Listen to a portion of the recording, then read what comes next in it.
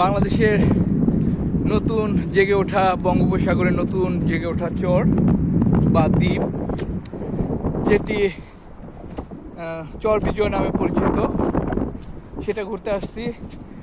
আমার সামনে রয়েছে হাজার হাজার, লাখ লাখ বলা যাবে, লাখ লাখ পাখি, বক, বা এই জায়গাটার আসলে ভাষা প্রকাশ করা যাবে না। এর সৌন্দর্য অসাধারণ। আর দেখতে পাচ্ছেন পাখি উঠতেছে, এগুলো হচ্ছে গাংচিল, অ্যালবেট্রস, বক এবং অতিথি পাখি, বিভিন্ন ধরনের পাখি।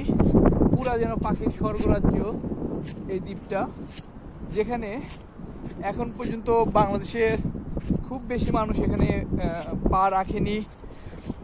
আমি এর মধ্যে একজন, যে এই চরে, এই দ্বীপে পা রাখলাম। বাংলাদেশের নতুন একটি ভূখণ্ড চর বিজয়।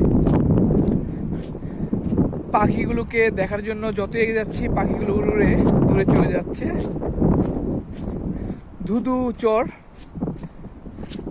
এখানে মাছের প্রাচুর্য বলা যায়। মাছ পুরো আমরা যখন তো আমাদের স্পিড বোটটা যখন চরের কাছে আসছে, মাছ এমনিই লাফাচ্ছিল, প্রচুর মাছ লাফাচ্ছিল। বকগুলো উড়ে যাচ্ছে এবং পাখিগুলো জানি না কতটুকু আসতেছে। অসাধারণ আসলে, যেটা ভাষায় প্রকাশ করার মতো নয়। ফিল খুবই মজার একটা জিনিস, একটা দ্বীপ আবিষ্কার করলাম।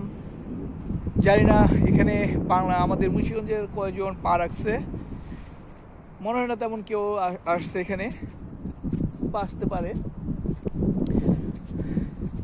পাখিগুলো দূরে চলে গেছে।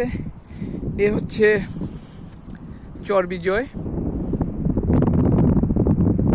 প্রচুর পরিমাণে পাখি বসে আছে।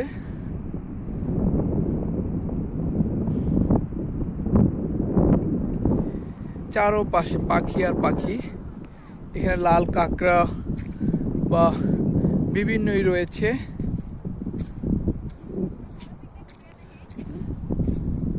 এখনো পানি নেমে পানি রয়ে গেছে, অর্থাৎ দ্বীপটি বোঝা যাচ্ছে জোয়ারের সময় এই দ্বীপটি ডুবে যায় এবং ভাটার সময় এটি জেগে ওঠে।